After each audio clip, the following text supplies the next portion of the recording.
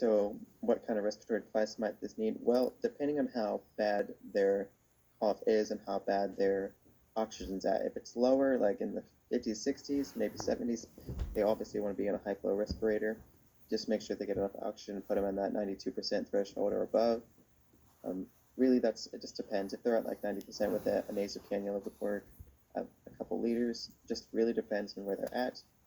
Who might need this? So patients who may have COPD, they're at really big risk of this. People who have asthma, people who already are diagnosed with respiratory illnesses are at high risk of complications with this disease because, as you know, the COVID attacks your respiratory system. And if you already have a respiratory infection, then it can be really compromised and could be fatal. So how do these devices work? Well, they offer oxygen at a certain percentage. So they start off at 1 liter at 24%. That's what the 1 liter of oxygen, if you put on it, is at. So it goes up about 4% every time you go up another liter. So if you go to 2 liters, you're at 28% oxygen. If you're at 32% oxygen, you're going to be at 3 liters. It just depends. Every time you go up a liter, it goes up about 4% oxygen levels. And if this illness is treated at home, what patient education will they require? Well, definitely want to make sure that they know that it's quarantined and not to leave home, because if they leave home, they can have, passes along to people that they've seen in the grocery store or at work, or they ever see anybody at all, even anybody in their household could catch it. Just coughing in air, particles can stay in the air for a good while. So if anybody comes and stay in the room or comes in contact with those pathogen, they can possibly get it as well. Not saying that they will, but it's definitely a high risk if you either live with the person who has COVID, or if they see in the public and you say you sneeze and you just came up and you forgot to cover your mouth. The particles will stay in the air, and people who walk by you can catch that very easily if they're not wearing the proper surgical mask or proper protection to help protect themselves. So medications might be, of course, you have the cough. You can take your, cough medicine, your antitussives.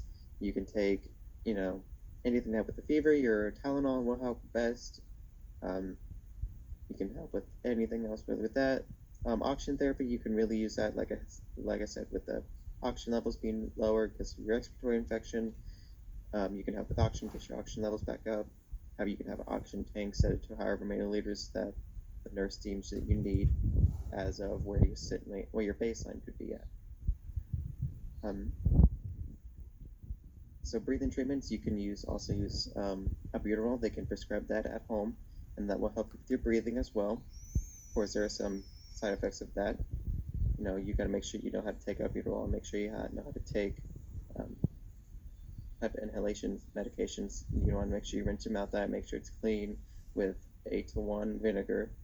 Make sure everything stays dry. You don't want any bacteria in that because it could just make things a whole lot worse. Just make sure you just stay proper, stay protected, stay, contaminated free. And also just make sure if you do happen to live with anyone, any pets, just make sure you're taking care of yourself. Make sure you're not coughing out in the open. If you do have to cough, make sure you cup under your sleeve and make sure that you're not exposing anybody else's illness, because it is very contagious. So yes, if it is possible that hospitalization might occur, will the client require isolation precautions? Yes, of course. They are put into a droplet and airborne type precautions, where the nurses and any others who might enter the room will have to wear N95 respirators or the protective helmets, and they have to wear the gown, the gloves, the goggles, everything to protect themselves, to make sure they are not exposed to this as well, and maybe even carry it to the next patient. So the respirators will definitely help you from breathing that particles in from that room, and to make sure you take off and proper hygiene, washing your hands as soon as you exit the room. Make sure you take off your gowns properly and your gloves all in the right order, and make sure you wash your hands and everything is clean and sterile before you move on to the next room. If not, you could possibly pass it on to the next patient you see who might be negative.